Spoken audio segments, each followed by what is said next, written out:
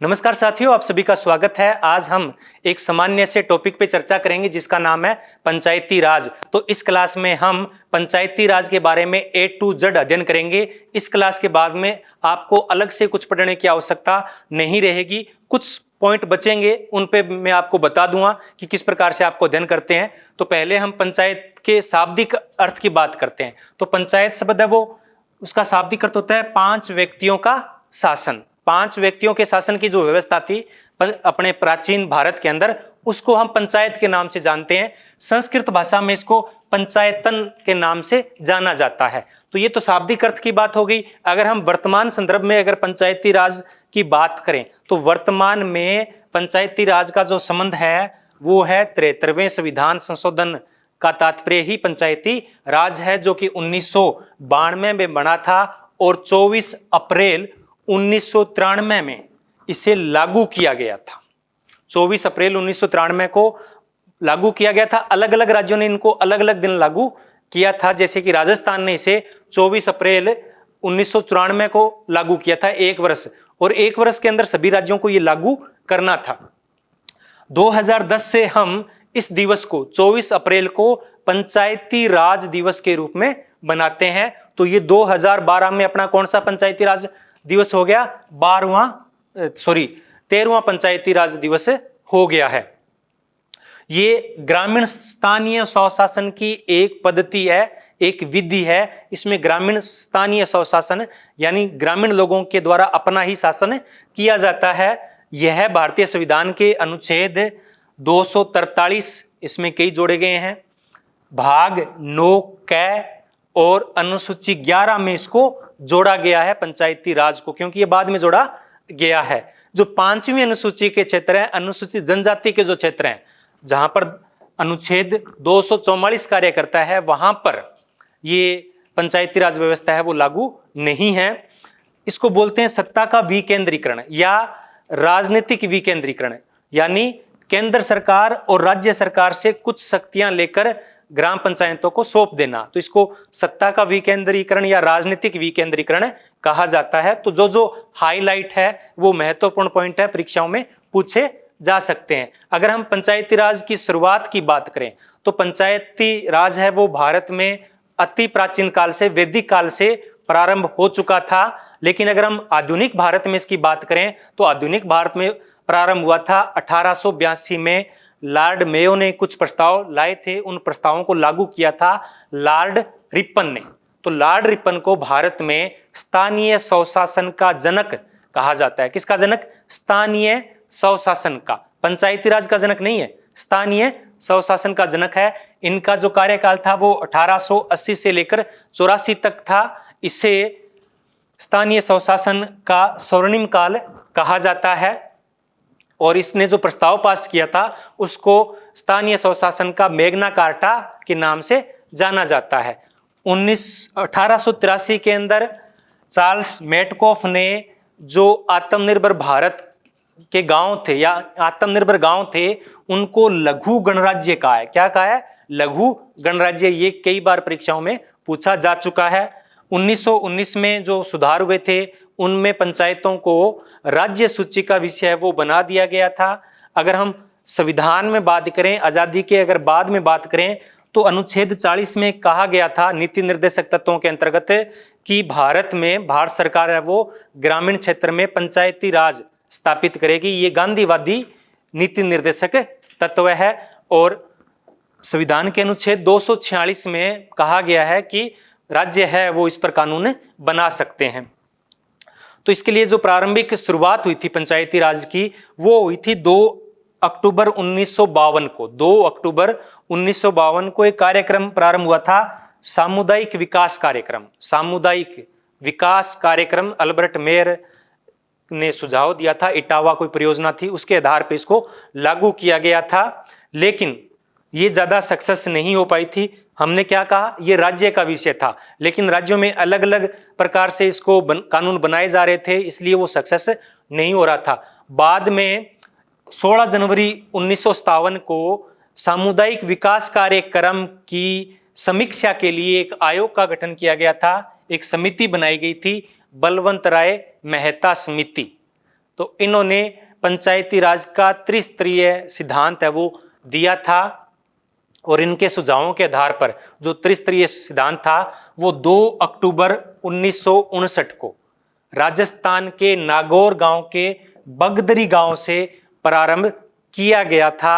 इसलिए बलवंत राय मेहता को पंचायती राज का जनक कहा जाता है। क्या कहा जाता है? पंचायती राज का जनक। और स्थानीय स्वशासन के जनक कौन थे? लॉर्ड रिपन थे। इसकी शुरुआत वैसे प्रयोग के तौर पे आंध्र प्रदेश से हुई थी, लेकिन ये जो व्यवस्था थी वो उसकी शुरुआत पहले राजस्थान से हुई थी, और आंध्र प्रदेश इसकी शुरुआत करने वाला दूसरा राज्य था। इससे पहले अगर हम स्थानीय स्वशासन की बात करें तो भारत के अंदर 1687 के अंदर जो उस समय मद्रास राज्य हुआ करता था, उसमें स्थानीय स्वशासन की शुरुआत है वो हो चुकी थी। बाद में जो बलवंत राय मेहता समिति के आधार पे पंचायती राज लागू किया गया था, उसकी समीक्षा के लिए 1977 में अशोक मेहता समिति का गठन किया गया, और इन्होंने पंचायती राज के 3 स्तर की बजाय 2 सत्रों के लिए सुझाव दिया। नंबर 1 जिला परिषद, नंबर 2 मंडल पंचायत, यानी जिला स्तर पर जिला परिषद हो गया, और 5-7 पंचायतों को मिलकर एक मंडल पंचायत का इन्होंने सुझाव दिया था, लेकिन इनके सुझावों पे कोई ध्यान नहीं दिया गया था। बाद में अलग समितियां बनाई गई थी ताकि पंचायती राज को सही तरीके से लागू किया जा सके। अनेक प्रयास हुए थे, जैसे कि हनुमंत राय समिति 1983 में बनाई गई थी, GV.K. राव समिति 1985 में बनाई थी। इन्होंने सुझाव दिया कि इनके चुनाव है वो नियमित होने चाहिए। क्यों होने चाहिए? कि चुनावों के अभाव में जो पंचायती राज है वो किसके समान हो गई है? जड़ रहित घास की उपमा किसने दी? GV.K. राव समिति ने दी कि पंचायतें हैं वो जड़ रहित घास है, यानी इसकी जड़ें गहरी नहीं है, ये तुरंत उखड़ जाती है। तो इसकी जड़ें मजबूत बनाने के लिए नियमित चुनाव है वो बहुत ही जरूरी है, और इनको नौकरशाहों से मुक्त करना भी बहुत जरूरी है। ये राव समिति ने सुझाव दिया था। बाद में एक समिति और बनाई गई थी, लक्ष्मीमल समिति, इसको हम बोलते हैं ML सिंघवी समिति। ये समिति बनी थी 1986 में, और इन्होंने पंचायतों को संवैधानिक दर्जा देने का सुझाव दिया था, भरपूर वित्तीय संसाधन उपलब्ध कराने का सुझाव दिया था, और इनके सुझावों के आधार पर जो वर्तमान पंचायती राज व्यवस्था है वो लागू की गई थी। पहले 64वें संविधान संशोधन द्वारा लागू करने का प्रयास किया था, लेकिन वो कानून है, अधिनियम है, वो पास नहीं हो सका था। बाद में ये 73वां संविधान संशोधन आया था। PK थुंगन समिति बनाई गई थी 1989 में, हरलाल सिंह खर्रा समिति बनाई गई थी 1990 में, लेकिन सबसे जो प्रमुख समिति है वो है ML सिंघवी समिति, और इसी के आधार पर वर्तमान जो पंचायती राज है उसको लागू किया गया है। ये जो पंचायती राज है वो जो अनुसूचित क्षेत्र है या 5वीं अनुसूचित में जो क्षेत्र है उन पर लागू नहीं होता है। उन पर लागू करने के लिए एक कमेटी बनाई गई थी दिलीप सिंह भूरिया की अध्यक्षता में, इसको बोलते हैं भूरिया कमेटी। तो इन्होंने उनमें अलग प्रकार से ये लागू करने का प्रयास किया था, और इसलिए अलग से अधिनियम बनाया गया था, उसका नाम है पंचायतों के प्रावधान अनुसूचित क्षेत्रों पर विस्तार अधिनियम 1996, और ये कुल 8 राज्य हैं उनमें लागू होती है। दिल्ली में पंचायती राज व्यवस्था लागू नहीं है।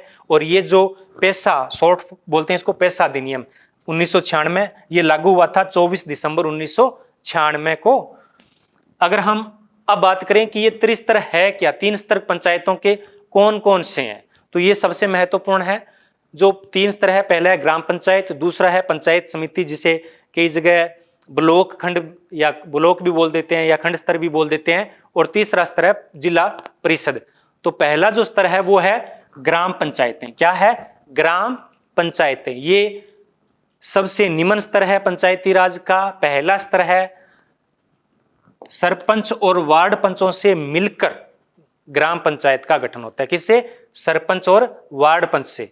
निम्न स्तर हो गया। और ग्राम पंचायत का चुनाव किसके द्वारा होता है? चुनाव होता है वो ग्राम सभा के द्वारा होता है। किसके द्वारा होता है? ग्राम सभा। ग्राम सभा क्या होती है? ग्राम सभा होती है गांव के समस्त मतदाताओं से मिलकर, गांव के समस्त मतदाताओं से मिलकर होती है, ना कि समस्त लोगों से। अब मतदाता कौन होंगे?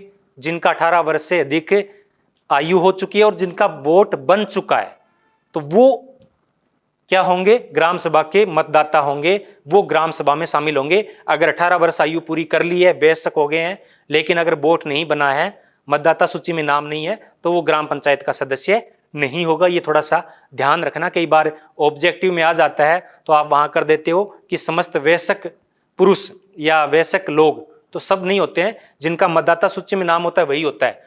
इसकी महीने में 2 बार बैठक होती है, ग्राम सभा की भी महीने में साल के अंदर 2 बार बैठक होती है, और राजस्थान में 4 बैठकें होती है। ग्राम सभा की राजस्थान में कितनी बैठकें होती है, 4, क्योंकि अलग अलग राज्यों ने इसको थोड़ा सा परिवर्तन कर दिया है। तो राजस्थान में 1 मई मजदूर दिवस के रूप में, 26 जनवरी, 15 अगस्त और 2 अक्टूबर गांधी जयंती की उपलक्ष्य में 4 मीटिंगें इसकी होती है। और इसका जो प्रशासनिक अधिकारी होता है उसको बोलते हैं ग्राम विकास अधिकारी। तो ये सबसे निम्न स्तर है पंचायती राज का। दूसरा स्तर है पंचायत समिति, जो ब्लॉक स्तर पे होता है, खंड स्तर पे होता है, और इसके मुखिया को प्रधान बोलते हैं। हो सकता है उत्तर प्रदेश में किसी और नाम से जानते होंगे, मैं यहाँ थोड़ा राजस्थान के संदर्भ में इसकी बात कर रहा हूँ।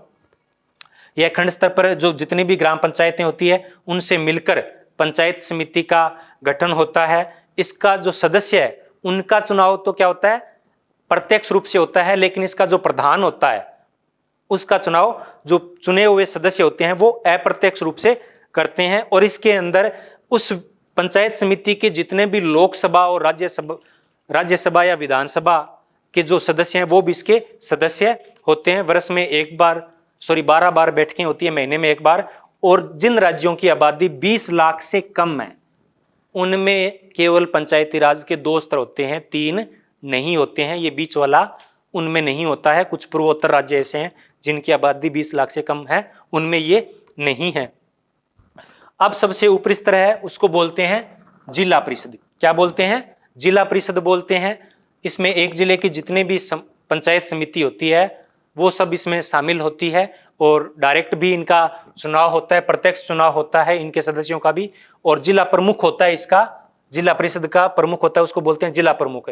उसका चुनाव चुने हुए सदस्यों से अप्रत्यक्ष रूप से होता है। तो जिले के लोकसभा सांसद, राज्यसभा सांसद और विधायक भी इसके सदस्य होते हैं।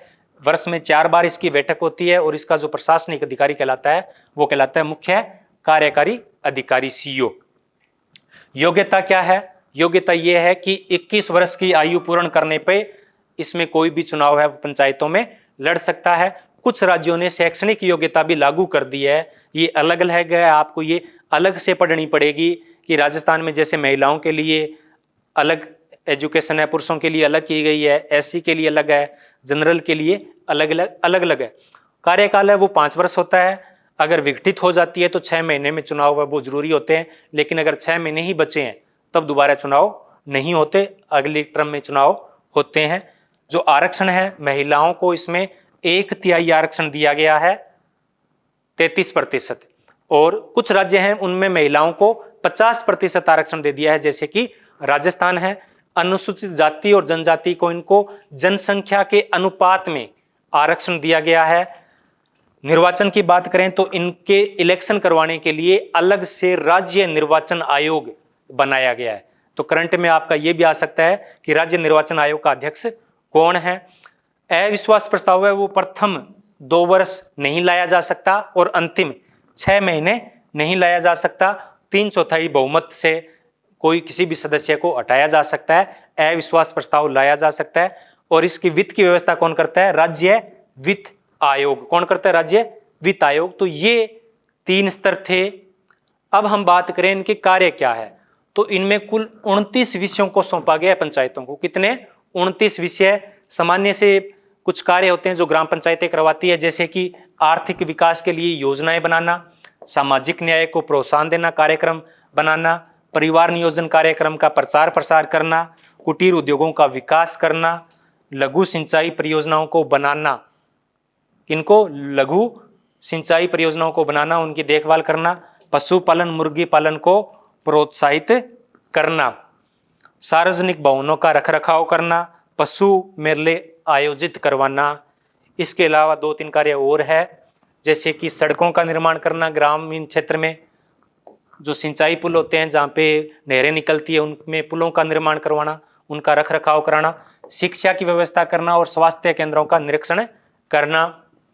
स्थानीय स्तर पर करों को एकत्रित करना। तो ये प्रमुख पंचायतों के कार्य हैं। और पंचायती राज को जो बजट आवंटित होता है उसकी निगरानी करना पंचायत समिति और जिला परिषद का कार्य है। जिला परिषद है वो पंचायत समिति को बजट जारी करता है और पंचायत समिति है वो ग्राम पंचायत को बजट जारी करती है। तो ये प्रमुख इसके कार्य हैं। और आय के स्रोत की बात करें तो पंचायतों के पास आय होती है बहुत ही कम होती है। जो सरकारी अनुदान मिलता है वो सबसे बड़ा इसका योगदान रहता है। ये सबसे बड़ी कमी है पंचायतों की कि अपनी ये आत्मनिर्भर नहीं है, स्वावलंबी नहीं है, फिर भी टैक्स लगा सकती है। ये संपत्ति पर, जो मकान बने हुए हैं उन पर, व्यवसाय पे टैक्स लगा सकती है, पशु में जो मेले लगते हैं या पशुओं पे टैक्स लगा सकती है, वाहनों पे टैक्स लगा सकती है, आदि लगाती है। लेकिन आमतौर पे ये टैक्स है वो लगते नहीं है। चुंगी है वो इकट्ठी कर लेना, भू राजस्व इकट्ठा कर लेना और सरकार से प्राप्त जो अनुदान है वो इसकी आय का प्रमुख सोर्स है। तो ये पंचायती राज है। कुछ चीजें मैंने कहा था कि आपको अलग से पढ़नी पड़ेगी। तो ये जो 243 अनुच्छेद है इसमें क से लेकर ख गए बहुत सारे, लगभग इसमें 25 के लगभग अनुच्छेद है, वो आपको पढ़ने इसके अंतर्गत पढ़ेंगे। और अपने जो राज्य में इसमें संशोधन किए गए हैं, जैसे कि शिक्षा संबंधी जो योग्यता है वो लागू की गई है, तो वो आपको पढ़नी पड़ेगी। हो सकता है वो परीक्षा में पूछी जा सके। आपने इतने प्रेम से सुना, इसलिए आप सभी का बहुत बहुत धन्यवाद।